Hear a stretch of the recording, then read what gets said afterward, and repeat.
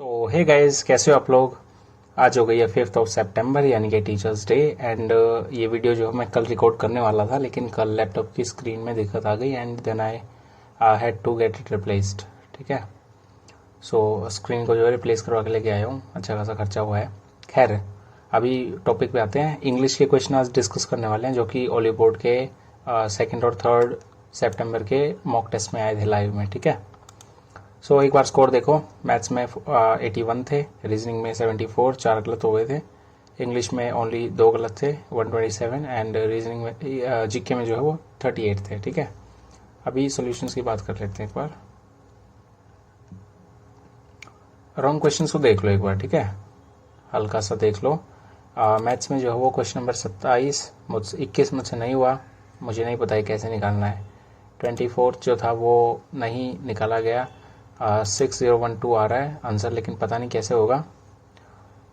27th ये मेरे को आता नहीं था, मैंने छोड़ दिया इसको। ठीक है, सो अभी चलते हैं रीजनिंग पे। क्वेश्चन नंबर 22 गलत हुआ। इसमें 12 और 13 की मल्टीप्लिकेशन 156 है, 18 और 19 की 342 है। सो 14 और 16 की 224 आनी थी, तो 16 जो है वो इसका राइट आंसर हो जाएगा। क्वेश्चन नंबर 23 को देखो। इसमें दिक्कत क्या थी, इसमें प्रॉब्लम ये थी कि यहाँ पे जो लिखा हुआ है ना मोर क्वालिफाइड, इसका मतलब मैनी क्वालिफाइड कैंडिडेट्स, इसका मतलब मुझे ये लगा कि ये एक जॉब है। ठीक है, और जॉब में जितने भी कैंडिडेट्स हैं ना, सारे के सारे क्वालिफाइड ही हैं जिन्होंने अप्लाई किया होगा। सो ये क्वेश्चन ये ठीक बनता है। और अगर सारे ही क्वालिफाइड हैं, इसका मतलब इसने बोला कि रीता जो है सिलेक्ट नहीं हुई है। So not selected despite being qualified. तो अगर जॉब में अप्लाई करने वाले ही सारे क्वालिफाइड हैं, ठीक है, इसका मतलब रीता भी क्वालिफाइड होगी, उसने अप्लाई किया था और वो सिलेक्ट नहीं हुई है, स्टेटमेंट में बता रखा है। ये दोनों की दोनों सही होनी चाहिए थी, लेकिन इसका जो सेंस बनता है वो ये बनता है कि एक जॉब है, उसमें अप्लाई तो किया है, लेकिन सारे के सारे जो है वो सारे के सारे बंदे क्वालिफाइड नहीं है। मैनी क्वालिफाइड एप्लीकेंट्स उन्होंने जॉब के लिए अप्लाई किया, लेकिन जितनों ने अप्लाई किया सारे के सारे जो है वो क्वालिफाइड नहीं है। ये इसकी सेंस बनती है। इसकी वजह से जो दोनों के दोनों है वो ये दोनों के दोनों गलत हो जाएंगे। इसका मतलब नन इसका आंसर आएगा। ठीक है, 27 देख लो अब। 27th वाले में एक माइनर सी मिस्टेक हो गई। इसमें 92 बंदे थे टोटल। ठीक है, एक लाइन है, यहाँ पे बैठा है, मान लो ये 22 हो गए, 23rd पे बैठा है। ठीक है, और ये टोटल जो है वो 92 हैं। सो 22 चले गए, 70 बच गए, तो ये इस तरफ से 70th नंबर पे आना था। मैंने 71 जो है वो टिक कर दिया। गलती से तो नहीं बोल सकते, लेकिन उस टाइम कैलकुलेशन करके और मैंने सोच के यही लगाया कि 71st होगा। सो 70 जो है वो आंसर था। अभी वेन डायग्राम में देखो, इससे मैं बहुत ज़्यादा सेटिस्फाइड हूँ नहीं। क्यों नहीं हूँ, क्योंकि जो ऑर्चिड होता है ना, वो होता है मेन तरह से फलों का बगीचा।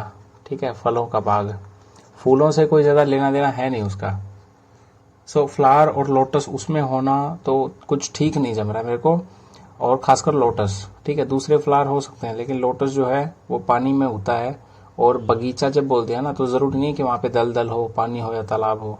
ठीक है, लोटस है, लोटस के अंदर सीड और लीफ होते हैं, ये हो सकता था। ठीक है, मैं इस पे भी डाउट में था, एनिमल के अंदर मैमल्स और इंसेक्ट दोनों आते हैं कि नहीं आते हैं। फिर मैंने सोचा कि इंसेक्ट जो है वो किसी और कैटेगरी में आते होंगे अलग से, इसको मैंने इसलिए टिक नहीं किया। लेकिन ये मुझे अभी भी जम नहीं रहा है। खैर, जो भी है, उन्होंने जो आंसर दिया वो मानना पड़ेगा। सो नेक्स्ट चलते हैं। ये जो था ये रीजनिंग का था। अभी इंग्लिश में बात करेंगे पूरा। जीके में ये मेरे जो है 7 क्वेश्चन गलत हुए हैं। सो फर्स्ट, बाल गंगाधर तिलक इसका आंसर था। ये तो खैर याद करने वाले हैं, सो देख लो एक बार जल्दी जल्दी। चिल्लईकरण क्या होता है, एक विंटर का पीरियड होता है जिसमें ज़्यादा गर्म सर्दी पड़ती है। और 5th आशियान, इसको मीटी ने जो है वो प्रिसाइड किया था। प्रिसाइड नहीं मतलब एड्रेस किया था। एंड उसके बाद ये 1C, long shells with pointed ends को ट्रैचीड्स बोलते हैं। इसको देख लेंगे, बाद में याद कर लेंगे और तो क्या। प्रोफेसर ये रहा विजय राघवन। ये मुझे लगा था, अगर किसी ने अपने लाइव टेस्ट की वीडियो देखी है ना, उसमें मैंने बोला था, टेस्ट सबमिट होते ही मैंने भी बोला था कि ज़रूर मेरा वो DRDO का एडवाइज़र वाला गलत हुआ होगा। एडवाइज़र वाले में प्रोफेसर के विजय राघवन जो है वो आंसर इन्होंने दिया है और सबमिट होने के बाद मुझे लग गया था कि हाँ ये आंसर आएगा। अभी प्रोहिबिशन आएगा मैंडेमस की जगह। सो रिट्स को पढ़ना पड़ेगा एक बार, रिट्स को पढ़ना पड़ेगा एंड राष्ट्रपति तक के जितने भी 1 से लेके और राष्ट्रपति तक के 52 तक के जितने भी आर्टिकल्स हैं उनको भी थोरोली पढ़ना पड़ेगा अच्छे से। खैर अभी बात करते हैं इंग्लिश की, साथ में थ्योरी सीखेंगे। सो वीडियो में भी 1 घंटा तक जा सकती है। अभी देखो इसको, these type of jobs are forbidden by law. अभी यहाँ पे जो वर्ड है ना इस पे ध्यान दो, फॉरबिडन बाई लॉ। अगर होता यहाँ पे जैसे यहाँ पे होता बाउंड बाई लॉ तो वो होता है रेगुलेटेड, ठीक है। ये है फॉरबिडन बाई लॉ, मना किया गया, इसका मतलब ये इलिसिट है, इलिसिट, ठीक है। इलिसिट एंड इलीगल दोनों का मतलब एक ही होता है, ठीक है ना। रेयर का आपको पता है क्या होता है, ठीक है, डेंजरस भी। तो डेंजरस और रेयर तो कोई सेंस नहीं बनाता, रेगुलेटेड या इलिसिट में से एक आना था। रेगुलेटेड तब आता है जब यहाँ पे बाउंड हो, ठीक है, लिमिटेड हो, लेकिन यहाँ पे क्या है, फॉरबिडन है, मना कर रखा है कंप्लीटली, तो वो इलिसिट होगा, इलीगल होगा। उसके बाद नेक्स्ट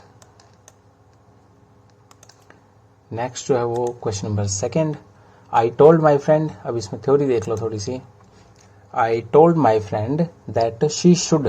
अभी लोगों ने क्या किया ना, शुड को शैल में बदल दिया, ठीक है। होगा नहीं वैसे, क्यों नहीं होगा, क्योंकि जो विल एंड शैल होता है ना वो बदल के वुड में जाता है।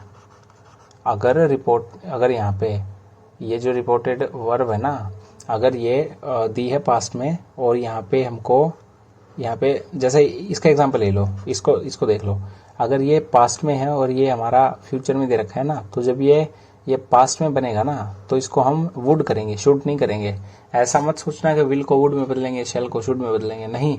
शुड का मतलब अलग होता है, ठीक है। कुछ शुड का मतलब होता है चाहिए, तो शुड का मतलब इस तरह से नहीं आता है, ठीक है ना। ओके, सो इसकी थ्योरी देखो। आई told my friend that she should है तो शी शुड रहेगा, शी शुड मतलब शुड रहेगा, और जो शी है वो माई फ्रेंड के हिसाब से बदल जाएगा, ठीक है। Ignore things like that in her life should she, तो ठीक है, बस यहाँ पे लिखो I told my friend that I said to my friend you should ignore things like this in your life, ठीक है। अगर यहाँ पे यू आएगा ना तो यहाँ पे योर हो जाएगा सीधा सा। You should ignore things like that in my life गलत है, इन माई लाइफ गलत है, इन योर लाइफ ठीक है, लेकिन यहाँ पे शैल आ गया, ये गलत है। सिर्फ ये बचता है, इसको लगा दो। ये तो बहुत ईजी टॉपिक होता है अगर कोई मतलब कवर कर ले तो इसको, नरेशन को। सो नेक्स्ट ये देखो, अभी इस पे थोड़ा ध्यान देना, जिसके पैसेज गलत होते हैं वो देख लो। Avoiding excessive sugar consumption offer numerous health benefits. Firstly, it can help in maintaining a healthy weight and dash obesity. अभी यहाँ पे देखो, help in maintaining and इधर ing वाला आना है, सीधा सा है, ठीक है।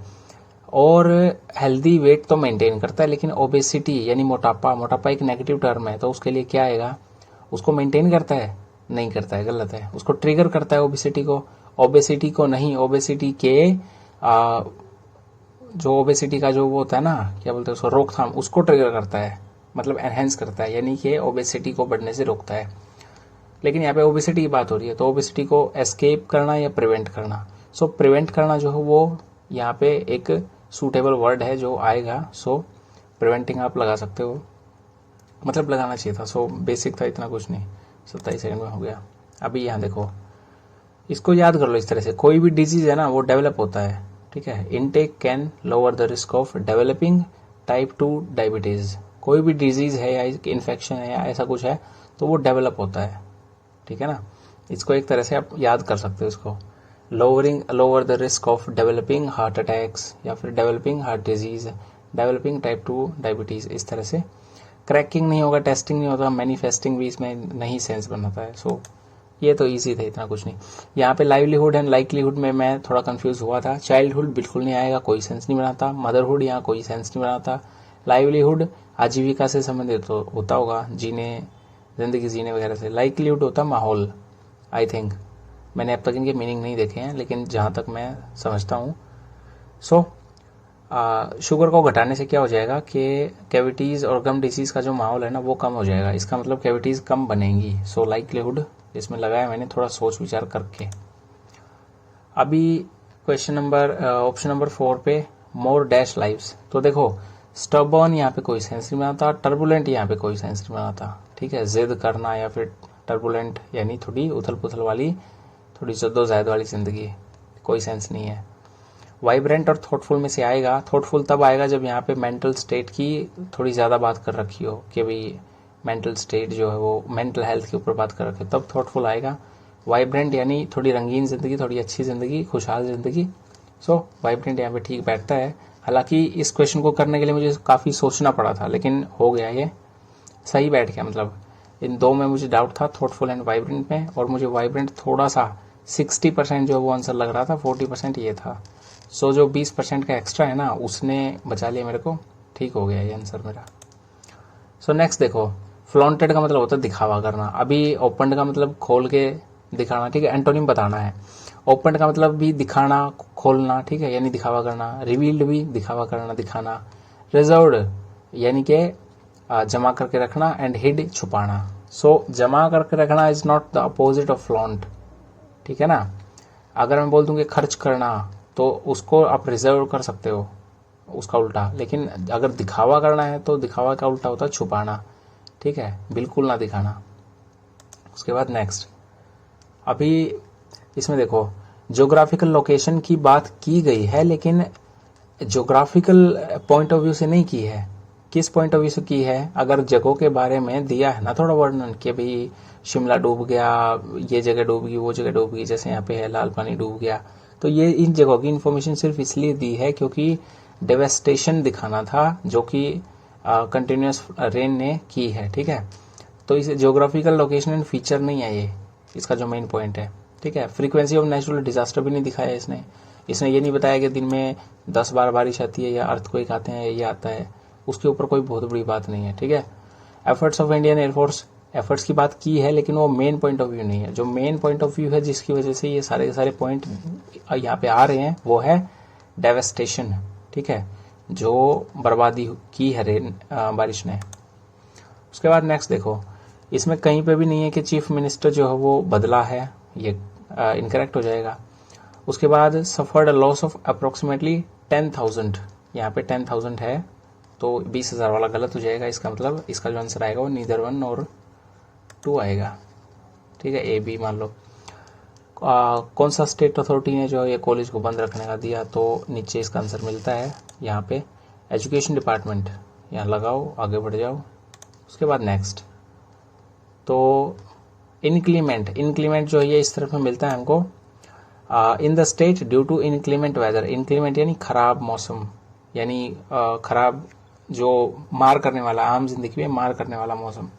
खराब भी नहीं, खराब तो एक तो ऐसा होता है कि खराब मौसम यानी थोड़ी बहुत हवा चल रही है, थोड़ी बहुत बारिश आ रही है। एक होता है इनक्लीमेंट वेदर जो मतलब खत्म किया जा रहा है सब कुछ। तो स्टॉर्मी जो है वो उसका सिनोनिम हो गया, रफ भी सिनोनिम हो गया, हार्श भी सिनोनिम हो गया, माइल्ड यानी नम्र, ठीक है, नम्र या फिर विनम्र या फिर कोमल, ये इसका एंटोनिम हो जाता है। उसके बाद नेक्स्ट एंटोनिम क्रिटिसाइज। क्रिटिसाइज यानी किसी की अवहेलना करना, किसी की आलोचना करना। सेंसर होता है, सेंसर भी किसी की एक तरह से अवहेलना आलोचना हो गया। कंडेम भी आलोचना। एरेन का मेरे को मतलब नहीं पता था लेकिन अप्रूव का मेरे को मतलब पता था। सो अप्रूव जो हो वो इसके अपोजिट में सेंस बनाता है। अभी next, priest said to my boy. अभी यहाँ पे थ्योरी सीखते हैं। देखो यहाँ पे सेट टू आ गया यानी पास्ट आ गया, जो मे है वो बदलेगा किस में? मे बदल सकता है माइट में, लेकिन वो माइट कौन सा वाला होगा?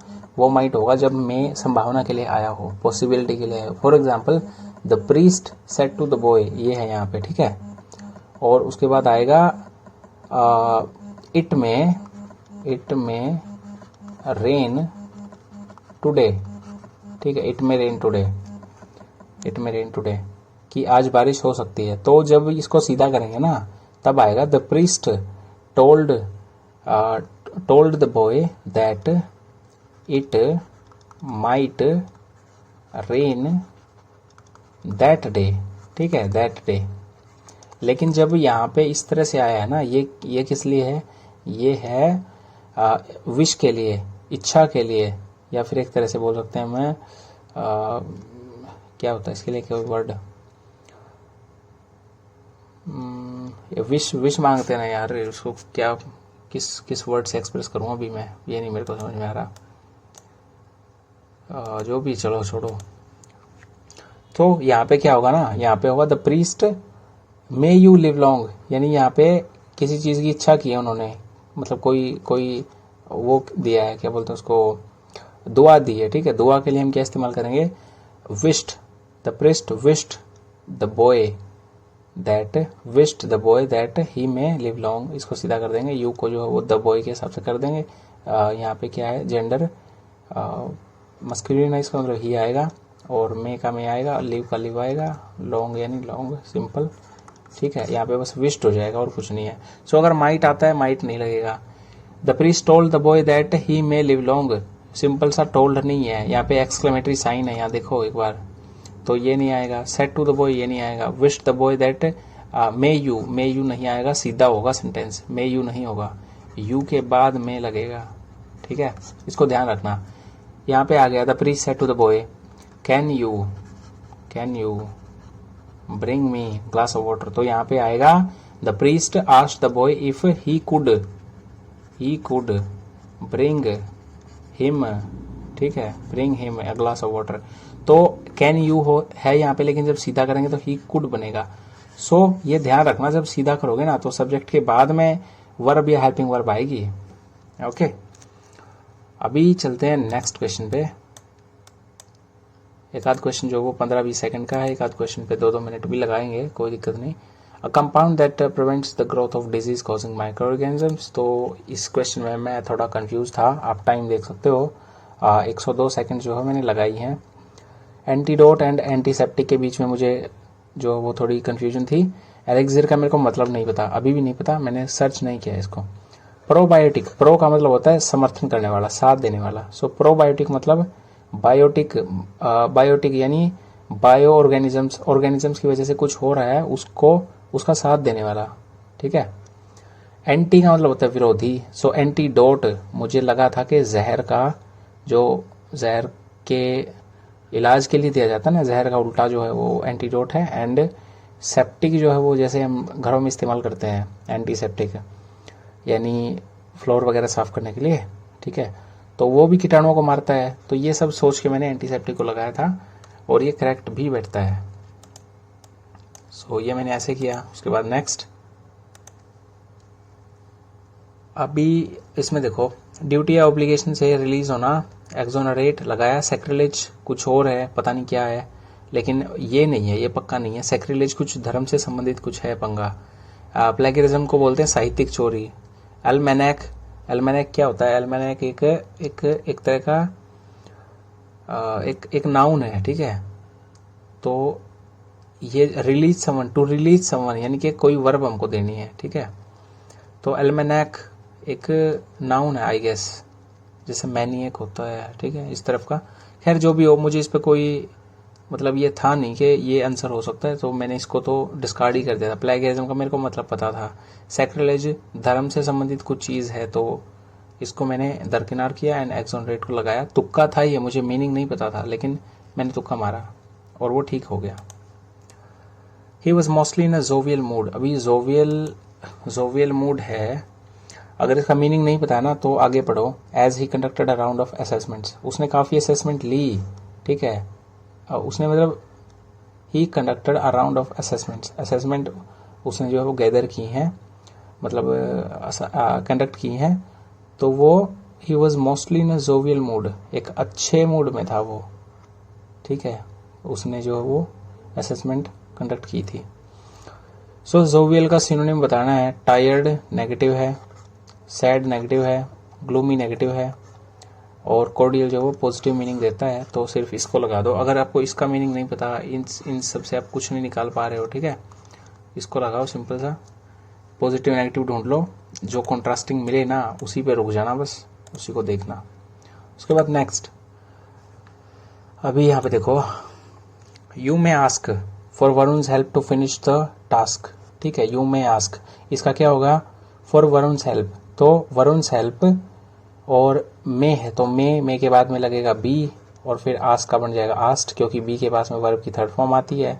ठीक है, आस्ट फॉर का मतलब होता है मांगना, सो आस्ट फॉर को एक साथ लिखेंगे। Varun's help may be asked for to finish the task by you, या तो ऐसे कर लो, या फिर asked for by you to finish the task. ठीक है, पहला हो गया खत्म। उसके बाद he can help you out, you can be helped out by him. ठीक है, ये बन जाएगा। Varun's help may be ask, B के बाद थर्ड आएगा, ये गलत हो गया। मे be asked by you to finish the task, you can be helping, can be के बाद थर्ड आएगा, ये गलत हो गया। मे बी आस्किंग, बी के बाद थर्ड आएगा, ये भी गलत हो गया। ये बचता है, इसको लगाओ। ठीक है, आगे बढ़ जाओ। उसके बाद next, okay so next tired. अगर आपको टायर्ड का मीनिंग, टायर्ड का खैर सबको पता है, यहाँ पे मैंने कैसे किया क्वेश्चंस को, तो ये देखो विगर का मतलब होता है कठोर एक्सरसाइज करना, और जब इन लग जाए तो वो थोड़ा उसका अपोजिट हो जाता है। फॉर एग्जाम्पल सेन का मतलब होता है जो जिसका दिमाग ठिकाने पे हो, और इनसेन जो जिसका दिमाग ठिकाने पे ना हो। ठीक है, पागल इंसान हो गया जो, तो इन उल्टा हो गया। विगरस यानी कठोर परिश्रम किया हुआ, और इनविगरस यानी जिसने मेहनत ना की हो। ठीक है, यानी जो थका ना हो। वियरी का मतलब होता है थका हुआ, अनवियरी उसका उल्टा हो गया, सो ये बिना थका हुआ हो गया। रिलैक्स्ड का मतलब आरामदेह, यानी जिसको थकावट ना हुई हो।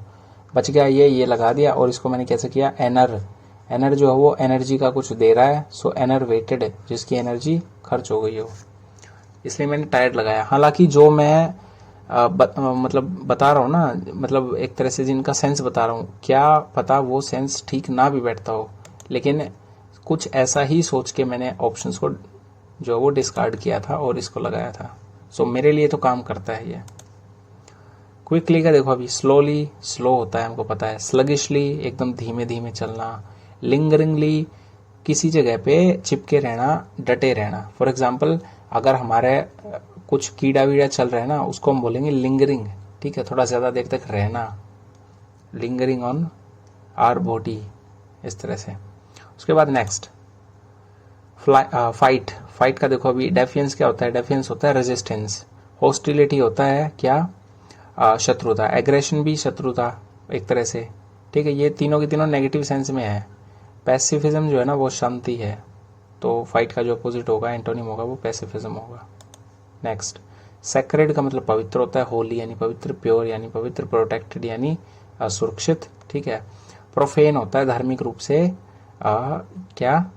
मतलब धर्म में धार्मिक रूप से जो गालियां वगैरह देना, धर्म की निंदा करना, उसको बोलते हैं प्रोफेनिटी। तो प्रोफेन का मतलब सेक्रेड से उल्टा होता है एकदम। ठीक है, उसके बाद नेक्स्ट, अभी इसको समझते हैं थोड़ा सा। The principal and the vice principal of the school has arrived for the inaugural function. अभी एक बात ध्यान दो, प्रिंसिपल एंड वाइस प्रिंसिपल दो अलग अलग रैंक है, इसका मतलब दो अलग अलग बंदे होंगे। दो अलग अलग बंदे होंगे तो यहाँ पे हैज की जगह हैव आएगा। लेकिन अगर ऐसा आ गया ना कि my friend and the principal of the school, my friend and the principal of the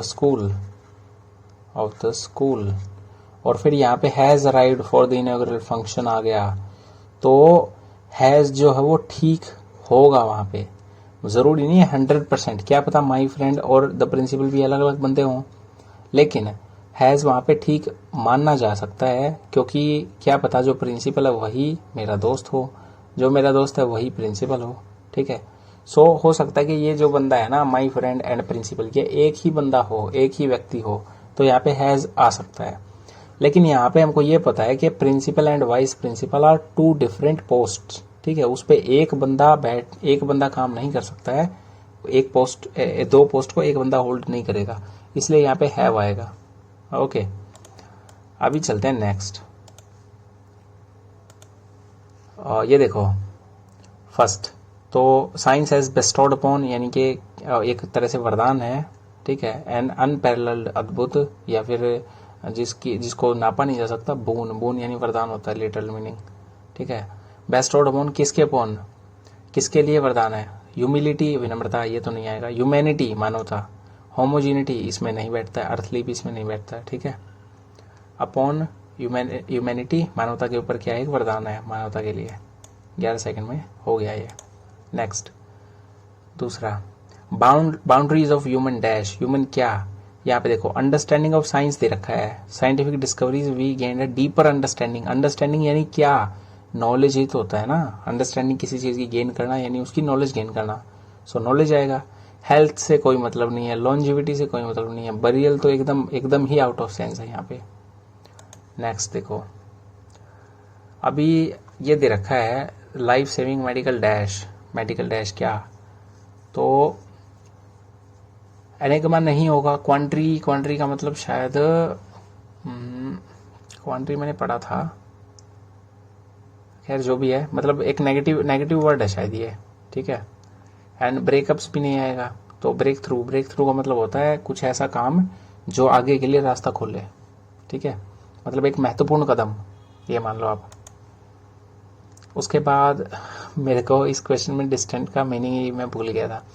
देखो, bringing dash corners of the world closer together, पास में लेके आना, कहाँ के? दूर के कॉर्नर्स को। So delusional out of sense है। वाइडर, नियरर या डिस्टेंट में से क्या आना था, हमको ये देखना है बस। नियरर कॉर्नर्स को पास में लेके आने का कोई मतलब नहीं बनता, वाइडर कॉर्नर्स को पास में लेके आने का मतलब बनता है, लेकिन वाइडर जो है वो थोड़ा अजीब सेंस देता है यहाँ पे, चौड़े corners, so not that. Distant का मतलब होता है दूर के, सो दूर की चीजों को पास में लेके आने का काम जो है वो किया है। उसके बाद नेक्स्ट नंबर 5 में, innovations have played a dash role, prudent role, महत्वपूर्ण रोल हो सकता है, ठीक है। पैशनेट रोल, मतलब क्या बोलते हैं उसको, पैशनेट यानी काम के प्रति भावुक टाइप में, मतलब पैशनेट, समझ रहे हो। पेंसिव का पेंसिव होता है शायद नेगेटिव सेंस, जो भी है यहाँ पे फिट नहीं बैठेगा। पिवटल होगा, ठीक है। पिवटल यानी अति महत्वपूर्ण, ऐसा जिसके मतलब पिवटल ऐसा होता है कि जिसके बाद में चीजें बदल जाती हैं, ठीक है। तो साइंस के जो इनोवेशन है उन्होंने पिवटल रोल्स प्ले किए हैं, महत्वपूर्ण रोल प्ले किए हैं, जिसके बाद में चीजें बदल गई। फॉर एग्जाम्पल फायर के इनोवेशन से क्या हुआ, चीजें एकदम मतलब बदल गई थी। फायर के इनोवेशन के बाद में लोग खाना पका के खाने लगे, रात में आग जला के सोते थे, जानवर पकाने काम आती थी, और भी बहुत सारी चीजें हैं ऐसे ही पहिए के साथ में। खैर ये एलिमेंट्री की चीजें हैं, मैं ये सिखाने नहीं बैठा हूं अभी। So we are entertaining some dash of the carols tonight, we are entertaining some है, तो इसमें सिर्फ स्पेलिंग देखनी थी हमको। स्पेलिंग जो है वो क्लिक्स की ये वाली ठीक होती है, so click this and proceed, इसमें कोई सोचने की बात नहीं थी। अभी to go the whole 9 yards, ठीक है। अभी देखो इसका लिटरल मीनिंग सोच के देखो एक बार। To go the whole 9 yards, पूरे के पूरे 9 के 9 यार्ड जाना, पूरे के पूरे 9 के 9 यार्ड जाना, इसका मतलब चीज को कंप्लीट करना, कोई भी चीज हो उसको कंप्लीट करना, ठीक है। पूरे के टू अटेम्प्ट नहीं होगा, टू अटेम्प्ट से इसका कोई मतलब नहीं है। To find some shortcuts to success, जब होल 9 yards जा रहे हैं ना तो जरूरी नहीं है कि शॉर्टकट से जाएंगे। To go half way, whole 9 yards है तो हाफ वे की कोई सेंस नहीं है, तो मुझे ये लगा सिर्फ कि भाई पूरी तरह से कंप्लीट करना, टू गो होल 9 yards, इसको मैंने लगाया और ये ठीक हो गया। मैंने बहुत ज़्यादा सोचा नहीं था, टाइम से आप देख सकते हो 11 सेकंड लगाई थी बस। As we continued on our way I dash many over this new discovery. अभी देखो यहाँ पे पास्ट आ रखा है, पास्ट आ रखा है, हमने जारी रखा अपने रास्ते पे चीजें, एंड आई के बाद क्या आएगा, वर्ब की सेकंड फॉर्म, उसके बाद जो होना है मच, आई पॉन्डर्ड मच, पॉन्डर्ड का जो भी मतलब होता होगा ना, फॉर एग्जाम्पल पॉन्डर्ड यानी कुछ भी मान लो, अभी मेरे को उसका मतलब नहीं पता, मान लिया खोज करना होता है, ठीक है। आई पॉन्डर्ड मच, मैंने काफी शोध किया, ठीक है, शोध किया, काफी शोध किया ओवर दिस न्यू डिस्कवरी। तो मुझे मच ठीक लगा, मतलब मच तो क्या लगा, मेरे को ये देखना था कि पॉन्डर्ड आना है, पॉन्डर्ड देख के मैंने लगा दिया, इसके पीछे मच मैनी की मुझे कोई सेंस नहीं थी कि मच आएगा कि मैनी आएगा, ठीक है ना। और अगर मैनी भी आता है तो मैनी के बाद में कुछ ना कुछ आना चाहिए, फॉर एग्जाम्पल मैनी थिंग्स, ठीक है, many of the things, many of this, कुछ ना कुछ तो आना चाहिए ना, ऐसे अकेला खाली मैनी थोड़ा ठीक नहीं लगता। उसके बाद नेक्स्ट, आई रीडीली कंकर्ड डैश, इसमें मैंने तुक्का मारा था इसको सेंटेंस को पढ़ के। I concurred with him in the view, ठीक है, मुझे ये था कि कहीं ये ना हो जाए, I concurred in him with the view, ठीक है, लेकिन थोड़ा उल्टा था उसका, विद एंड इन आना था। सो ये लकीली ठीक हो गया, इसमें मुझे बहुत ज़्यादा नॉलेज थी नहीं, ठीक है, तुक्का मारा था, ये ठीक हो गया। नेक्स्ट देखो अभी, I will cook food before I will take a bath. अभी देखो क्या होता है ना कि यहाँ पे अगर फ्यूचर इंडेफिनिट दे दिया तो यहाँ पे हमको प्रेजेंट लेना पड़ता है, ठीक है। I will cook food before I take a bath, I don't do the latter before the former. तो मेरा जो ये था ये ठीक हो गया, बहुत ज़्यादा टाइम मैंने लगाया नहीं, 28 सेकेंड तक देख दाख के और आंसर लगा के आगे चला गया था। सो नेक्स्ट देखो अभी, आई एम एक्साइटेड टू, यहाँ पे बस हमको ये देखना है। देखो अभी एक चीज़ देखो यहाँ, I am excited to met का एक मतलब होता है, लेकिन यहाँ पे वो नहीं आएगा, ठीक है ना। ये वेलकम लंच है, वेलकम लंच पे आप मेट तो करोगे नहीं, ठीक है, मीट होगा नहीं, मीट तो एक नाउन होता है, यहाँ पे हमको वर्ब चाहिए, मेड नहीं होगा। एक्साइटेड टू मेड, मेड भी एक नाउन होता है, सो मीट आएगा, वर्ब आएगा, ठीक है। 6 सेकंड लगी थी, लगा के आगे बढ़ो। India has time and again, time and again का मतलब होता है दोबारा दोबारा, मे बी मेरे को इसका लिटिल मीनिंग ऐसे पता नहीं है, लेकिन मैं गैस कर सकता हूँ कि टाइम एंड अगेन का मतलब होता है वो दोबारा दोबारा। इंडिया हैज़ दोबारा दोबारा रेज्ड, हैज़ के बाद वर्ब की थर्ड फॉर्म आएगी तो रेज्ड आ गया। इसमें से मोटिवेटेड को छोड़ के ये दोनों के दोनों जो है वो गलत हैं, क्योंकि हैज़ के बाद थर्ड फॉर्म नहीं है। मोटिवेटेड नहीं आ सकता कि उन्होंने कंसर्न को मोटिवेट तो नहीं किया, सीधी सी बात है, कंसर्न को उठाया ही होगा ना, सो रेज्ड लगाओ। उसके बाद next, they have decided to meet the director of the company in order to have their dash heard, in order to have their sympathy को हर्ड सुने जाने का कोई मतलब नहीं बनता, फीचरिंग को सुने जाने का कोई मतलब नहीं बनता, ठीक है, एपैथी का भी कोई नहीं है। सफरिंग्स, उनकी कठिनाइयों को, उनके दुखों को, उनकी पीड़ाओं को सुनने के लिए डायरेक्टर से मिल रहे हैं वो, ठीक है। सो नेक्स्ट चलो अभी, फियर स्टॉर्म, इसमें मैंने तुक्का मारा था, मेरे को पता नहीं था स्टॉर्म के बाद क्या आएगा, अपॉन आएगा, ऑन आएगा, अराउंड या टुवर्ड्स, तो मैंने तुक्का मारा, वो ठीक हो गया, ठीक है। सो ये प्योरली तुक्का था। Describe how you will say this should be tried instead in active voice, ठीक है, this should be tried, try किया जाना चाहिए, इसका मतलब इसका जो वैसे बनेगा वो बनेगा कि ट्राई करो, ठीक है। जैसे कि इट शुड बी स्टडीड, ये पढ़ा जाना चाहिए, स्टडी दिस, इसको पढ़ो, ठीक है ना। सो ट्राई दिस इंस्टीड, यहाँ पे इंस्टीड दे दिया, इंस्टीड हमने रख दिया, so this should be tried instead, try this instead, बस। डोंट ट्राई तो होगा नहीं, ये तो गलत है। डू ट्राइंग दिस, ये भी गलत है, ठीक है। ट्राइंग दिस इंस्टीड, ट्राइंग तो वैसे तो नहीं आएगा, so try this instead basic था। उसके बाद ये मेरा गलत हो गया क्योंकि मेरे को इस इडियम का मतलब नहीं पता है। अ हॉट पोटैटो का मतलब होता है controversial, difficult to handle, difficult to deal with, ठीक है, मैंने लगाया था डेंजरस एंड फैटल। खैर नेक्स्ट पे चलते हैं। यहाँ पे ऑकरेंस की स्पेलिंग गलत है, बाकियों की ठीक थी, ये तो सिर्फ स्पेलिंग का मामला था। नेक्स्ट देखो, ओके, ये मेरा गलत हो गया, और ये एकदम मतलब बहुत पास का मामला था। ये क्यों था, मैंने QR लगाया, तो देखो QR क्यों सेंस बनाता है। There was a young knight, एक यंग नाइट है जो कि बैटल में जाने के लिए ईगर है, और मैंने क्यू पहले लगाया। हालांकि वो अभी जवान है, लेकिन his shield had began to shine, लेकिन उसकी जो शील्ड है वो चमकना शुरू हो गई है। चमकना यानी वो अपनी बहादुरी दिखाना उन्होंने शुरू कर दिया है। और some of his errants through the forest, और जो उसके कारनामे हैं जंगल में कारनामे उसने जो किए हैं, उनकी वजह से उसकी मतलब प्रसिद्धि हो गई है, ऐसा कुछ है। उसके बाद आर, तो ये जो युद्ध है वो क्या करेगा, इसके लिए ग्रेट अपॉर्चुनिटी है, ठीक है। उसके बाद ये S4 था, तो रोलैंड जो है वो होप कर रहा है कि उसको मोस्ट डेंजरस जगह पे छोड़ा जाए, ताकि वो अपना मतलब अपने वो दिखा सके, अपना बल प्रदर्शन कर सके।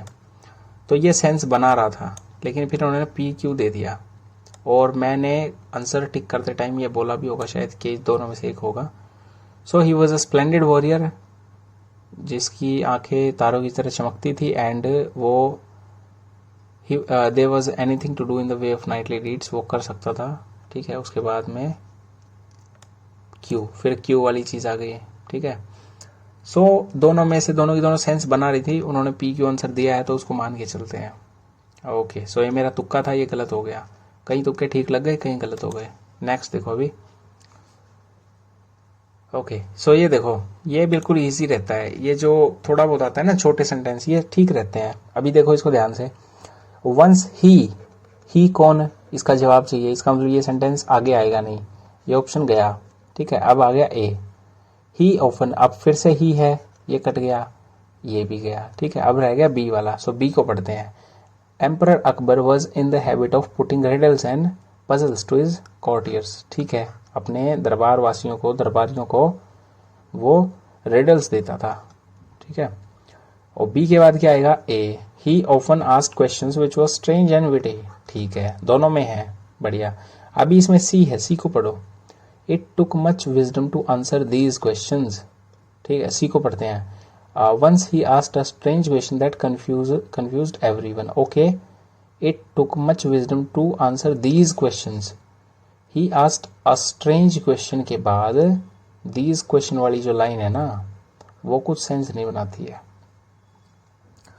यहाँ पे देखो, पजल देता था, और वो पजल क्या थी, उस पजल को सोल्व करने के लिए, उन पजल्स को सोल्व करने के लिए विजडम लगती थी। उसके बाद आएगी ये लाइन के, उसने एक दिन क्या किया, एक स्ट्रेंज क्वेश्चन पूछा। ठीक है, सो जो बी ए डी सी है वो सीक्वेंस ठीक हो जाएगा। बस थोड़ा सा इसमें थोड़ा सा ध्यान रखना होता है, और कुछ नहीं। कुछ कोई ना कोई वर्ड ऐसा होता है जो हिंट दे देगा आपको, और आपको बहुत ज्यादा सोचना भी नहीं पड़ेगा क्वेश्चन के ऊपर। ऑप्शन से ही ट्राई किया करो कि आप काट लो। अगर आपको नहीं, मान लो ऑप्शन समझ में आ रहा है, नहीं आपको ये दिख रहा है कि कैसे क्या करूं, पहले ऑप्शन को ट्राई करो, और ऑप्शन के सीक्वेंस में ऑप्शंस इनको पढ़ के देखो। ठीक है, जैसे बी ए डी सी है तो मैं बी ए और फिर डी और सी के हिसाब से पढ़ के देखूंगा। अगर मुझे लगता है कि हाँ एक क्रोनोलॉजी में चल रहा है, एक सीक्वेंस अच्छा बना रहा है, मैं उसको टिक कर दूंगा, आगे चला जाऊंगा। और फिर अगर कोई दूसरा भी मेरा पढ़ने का मन है, पढ़ लूंगा, देख लूंगा। सीक्वेंस नहीं मुझे ठीक बनाता लगा, छोड़ दूंगा। ऐसे करो, थोड़ा बहुत सेंस को देखा करो, सेंस के हिसाब से अगर आंसर ठीक बनता है तो उसको टिक कर दो बस, और क्या। नेक्स्ट, अभी इसी में सेम काम हमने किया है। SRQP को पढ़ते हैं। 1958 से 62 तक चाइना ने क्या किया, मोन्यूमेंटल फेमिन का सामना किया, जिसने 45 मिलियन लोगों को मारा। उसके बाद R, there was generally 2 causes blamed for it. For what? For monumental famine. ठीक है, फेमिन के लिए, एक मिनट पेन कर लेते हैं, मोन्यूमेंटल फेमिन के लिए। तो ब्लेम्ड फॉर इट, यानी कि इसके बाद में ये आएगा, SR हो गया। उसके बाद में chairman Mao defined his period, this period, कौन सा पीरियड, 58 से 62 का। उसके अलावा इनमें देख लो, कोई किसी में भी किसी पीरियड की बात नहीं कर रखी है। ठीक है, एंड अगर एंड है ना, इसका मतलब इससे पहले कोई ना कोई सेंटेंस है। खैर, अगर SRQ हो गया तो हमको पता है लास्ट में P आएगा। फिर इसमें देखो, जैसे इसमें पहले हमने Q ले लिया, तो दिस पीरियड, कौन सा पीरियड, इसका जवाब नहीं दे रहा है, ये कट गया, ये भी कट गया। और है blamed for it, for what, ये जवाब नहीं दे रहा, ये भी कट गया। सो एक ही बचता है बस, उसी को लगाओ, काफी इजी रहते हैं। उसके बाद नेक्स्ट देखो, हाँ इसको भी कर लेंगे, ये भी इजी है। अभी इसमें हिंट देखो कैसी कैसे हिंट मिलेंगी। पहले ऑप्शन को उठाते हैं, RSQP, आर को पढ़ो। The complainants alleged that they had sustained skin, liver and इतना due to their work at groom. तो द कंप्लेनेंट्स कौन है, हमें पहले ये जानना है। ठीक है, अगर दे रखा है तो, जैसे यहाँ पे हम पढ़ेंगे ना, तो यहाँ पे देखो 5 unnamed civilian contractors sued the Air Force। यहाँ पे पहले उन्होंने स्यू किया, उसके बाद में कंप्लेनेंट्स की जो स्यू की जो बात है ना, उन्होंने किस बात पे स्यू किया, वो बात आ रखी है। इसका मतलब क्यू के बाद में ही आर आएगा, यानी क्यू जो वो आर से पहले आएगा ही आएगा। ठीक है, सो पहले आर आ नहीं सकता है, सो ये गलत है। SPRQ, अब इसको देखो, पहले एस लेते हैं। When large quantities of unknown chemical had been burned in इतना इतना। सो जब जड़ाई गई तब उसके बाद क्या हुआ, फिर पी की बात है, they allege that they had been present there. They, वो दे कौन है वो हमको नहीं पता, और पहले वाले सेंटेंस में उसका दे भी नहीं रखा, मतलब कि वो कौन है, ये भी गया। फिर पी की भी बात यही है, सीधा दे से शुरू कर रखा है, ये भी नहीं होगा। अब क्यू वाले को पढ़ के देख लो।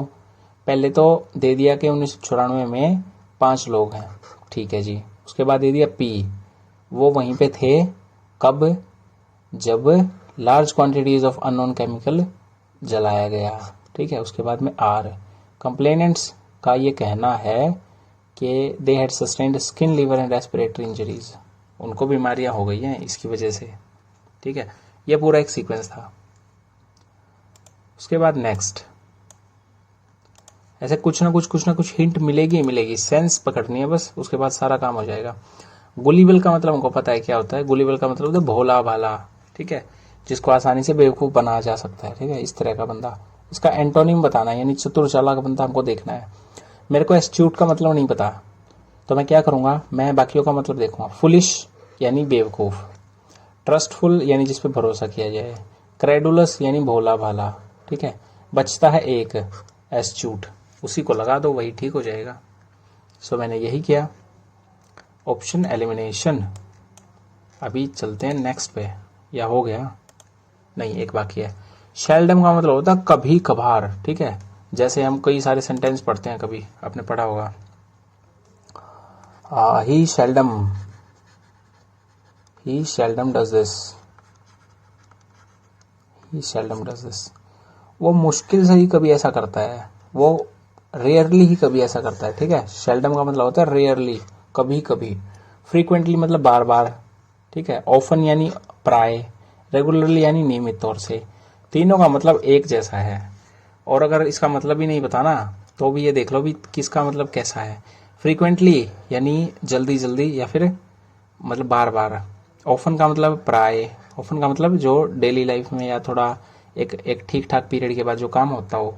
रेगुलरली का तो मीनिंग सबको ही पता होगा, उसकी सेंस भी पता होगी।